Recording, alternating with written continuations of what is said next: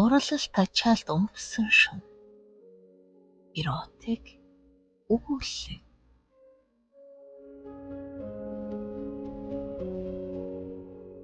Хүслээ шаардаж өгөхд өгсөн амтан босч ирв.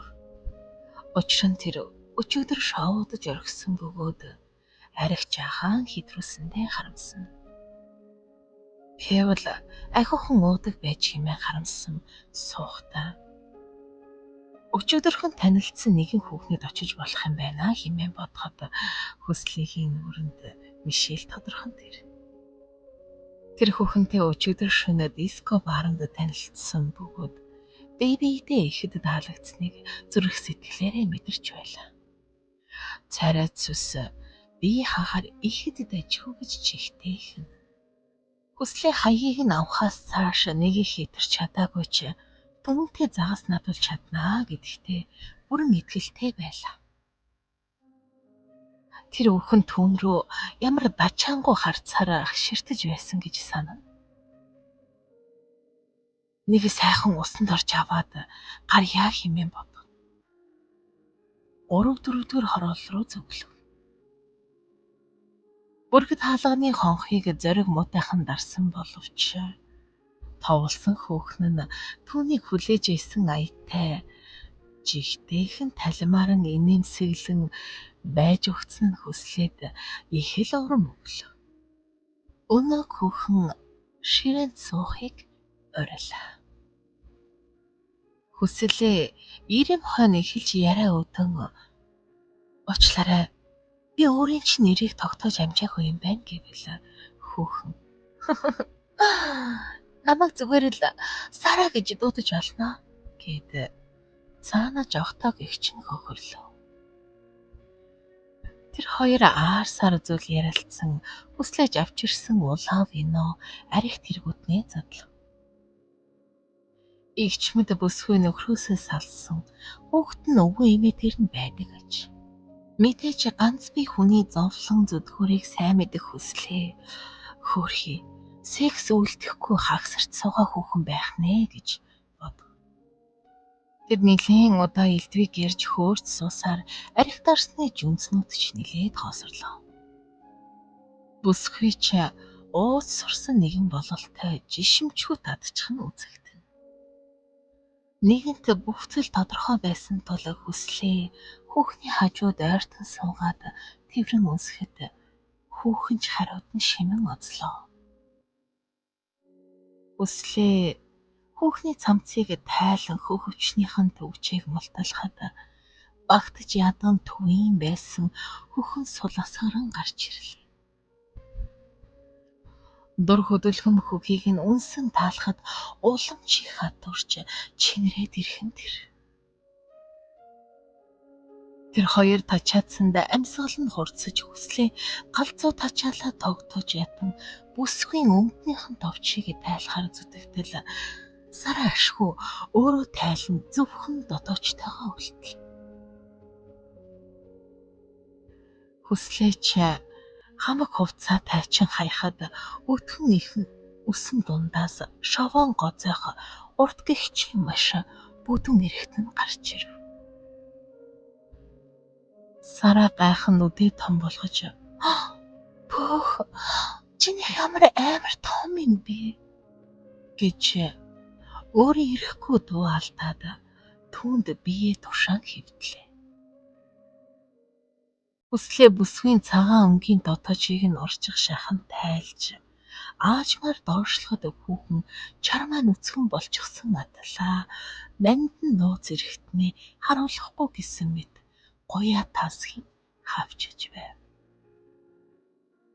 Хүслээд энэ үйлдэл нь бүрч эгдүүтэй санагдаж гой хасыг нь алцайлхан хатуурсан хилүүгийн долоон хөхөж эхлэхэд Сара янаглан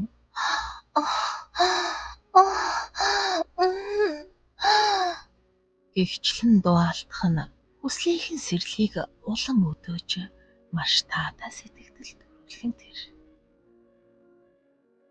Бүсгүй байж ядахтаа салтайгаа нэг хавчисхийж нэг дэлгэсхийн чичгэнэж байх нь тэр. Сара хүслийнхийн толгойг илж байснаа Үснээс нь зулгаан аятах нь сэрлэн дээд зэгтээ хүрсэн хүний шинж үзье. Хүслээ дурын шингэнд нь шалбан орсон эм бэлэг эргэтэн рүү хилээхийн эргэлдүүлэн янаглахад хүүхэн тачаадахта хүслээхийн толгойг гуяраа тас хавчин авах нь тэр. Хүслээ бүсгийн нандин эргэтэн амаараа таалж үзэсний эцэст хөх хүзүүг нь илэн таалж эхэллээ. Сараа ямар гоё юм бэ гэж санаашрангуй амандаа шивнэ. Нийлээдгүй янагласны дараа хүслээ өөрийнхөө гантадал боссон эрэгтнийхээ толгойг Сараагийн нандин цэцгийн дэлбэр рүү хагасыг нь шургуулж орхиход Сараач тачаатан гинэж хумсараа хүслэгийн нурууг бацан авлаа. Хүслээ үргэлжлүүлэн чихэхэд аимшигтай чангаар орлоод бүгсэн биеэ эвэн өгч хоёр хөлөөр нурууг нь орон хавж. Хүслээ нэгэн жигд химнэлээр холихуулахад Сараа бараг уйлах шахан гиншиж янаглах нь. Аяад хурдан гэж өглөн нүдээ тасанжээ. Удалгүй бүсгүй нүтрийг үчтэй бацлан лугших нь хүслээд мэдрэгдэв. Сараа ур тавчхууд ийм байлаа. Хүслээ нэлийн удаа тавьдаг бөгөөд хүүхний бүксийг жаргуулсан бүлсэрэл байв. Хүүхэн хэсэг амс хийснээ маш чадамгай гулгуулан хөдөлж эхлэх нь сэрлэн ахин агсны тэмдэг ачив. Ийхүү жаргал эдэлж хоёр талаас базалд лугшилт явагдан Сараа химэн уртаар орилж салтайгаа уламжаан хавжлаа. Сараагийн өтрийгээр дүүртэл хүслээгийн үрийн шингэн урсан оров.